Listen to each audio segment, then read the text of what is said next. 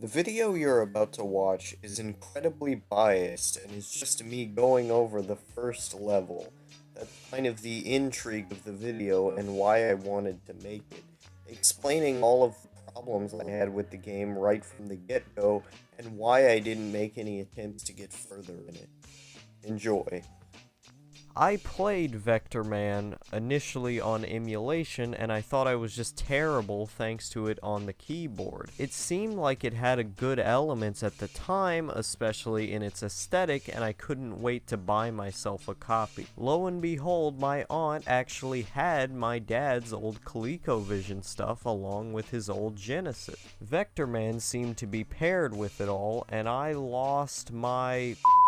I couldn't wait to play the game. I had so much hype for it. I mean, the gaming community praises it so much, with it constantly being shoved upon me in GameFAQs favorite threads, and I kinda liked it on emulation. The hype was irradiating my whole being. You know I slapped that thing in harder than the Hindenburg bomb, and I was already impressed by its music. But then, the game starts. I died, and died. I couldn't get past the first stage, no matter how much of my life I sunk into this train wreck of a game. Listen, I'm all for challenge. Ninja Gaiden is one of my favorite games ever, and the majority of that I spent practicing, teaching myself its world. The difference between Ninja Gaiden and Vectorman is they have a very different way of rewarding the player. I always got hyped to see the new cutscene in Gaiden, so much so I was willing to spend days upon days mastering one level. I put in the requisite effort because I knew it would pay off in the end towards something I very much wanted. Not to mention Ninja Gaiden's world is incredibly engrossing. The level designs were even more interesting to explore and learn so much that I kept coming back just to look at them. Every level felt like a personal world of its own to conquer. Challenge in the gameplay was also,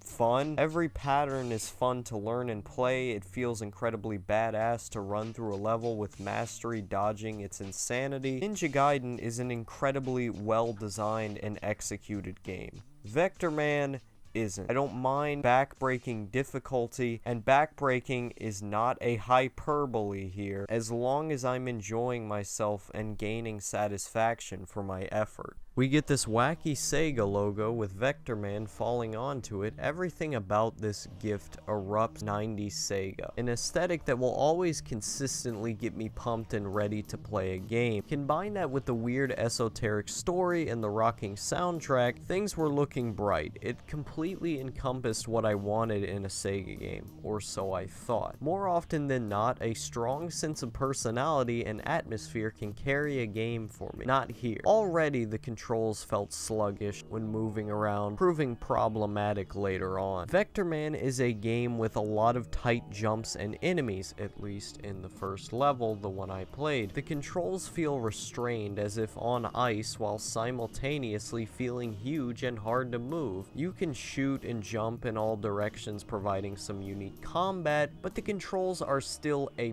problem, especially when the first level we're brought into is riddled with pits. The controls are way too limited. If this game had unlimited lives, yes, I could see myself giving it more time. Combining unrewarding difficulty with crap controls just doesn't work in my eyes. In addition to everything else Ninja Gaiden did right as a platformer, it gave you unlimited lives to practice. Here you die so easily with no respawn or continue. You get 2 lives, after that you gotta go back to the beginning. They don't even reward you for your effort. The only thing to keep me here is the unique visual style. But I want to have fun. I feel no catharsis when getting further, only dread, and I wonder why I'm not playing something else. Even though I can add more lives via settings, it still isn't fun. I love it when a platformer gives a fun and interesting world to play through. Ninja Gaiden combined a fun challenge with an interesting world. The level designs were intriguing because of how densely packed they were, with every nook and cranny being a learning experience upon the player, requiring razor-fast reflexes. Here, I'm not allowed that luxury. The first level feels unpopulated and empty. Even as a dead factory environment, you could give a personality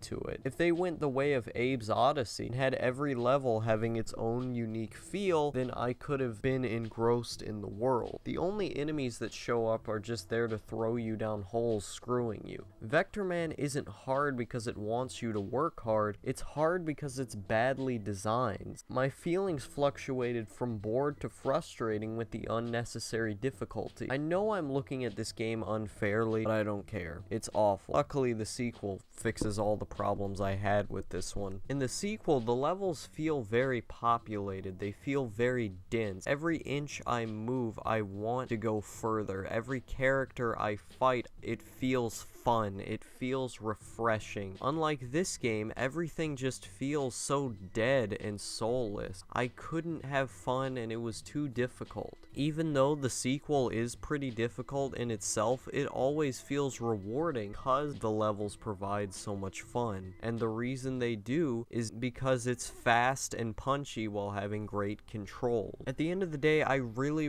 wanted to like Vectorman.